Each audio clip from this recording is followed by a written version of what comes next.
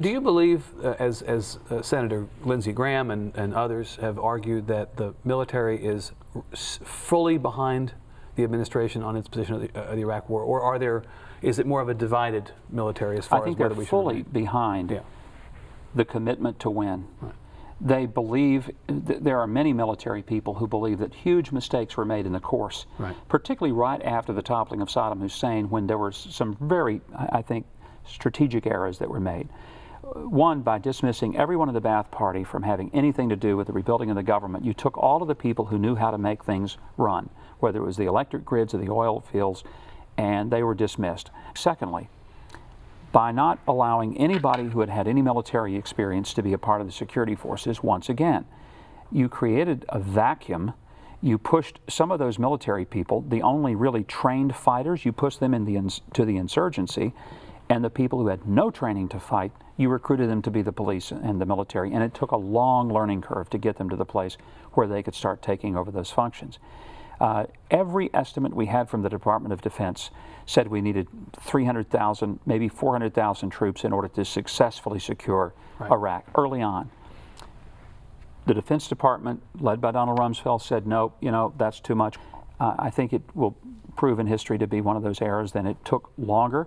It was more costly than it would have been had we followed more of a traditional sense of these are the numbers that are required in order to So you would have security. listened, for instance, to General Shinseki, who was widely criticized for saying at the beginning of the war, we need this many troops. No, we don't need that many. I think Shinseki is going to come out, come out on top. Yeah, absolutely. With regard to that. We have a couple minutes left. I want to ask you at the end here about a moment early in the Republican debates that has probably followed you around a bit, and that is when the moderator of one of the debates asked who on the stage supports creationism.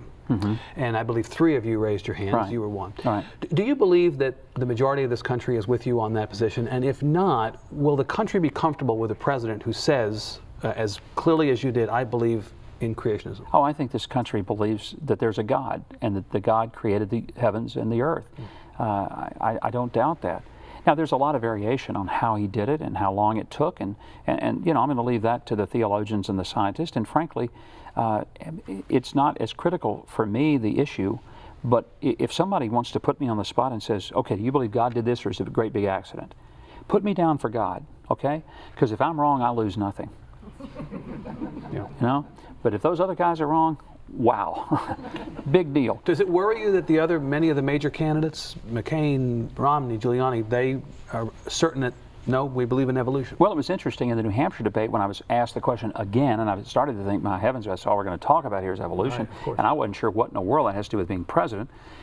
But McCain turned to me, he was right to my right, he turned to me and said, great answer. I couldn't have said it any better.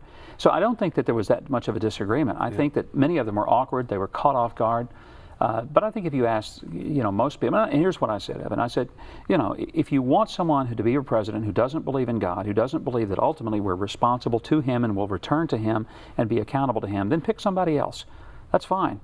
Because if you pick me, you'll have to understand that I do believe, as our founding fathers did, that there is a law that is higher than all the laws we've ever written. And that's the natural law that is in our hearts that says some things are right and some things are wrong. We don't know how to even define it. We just know that that's true. It's inherent in us to know that. We know that that comes because there is a God who has created us.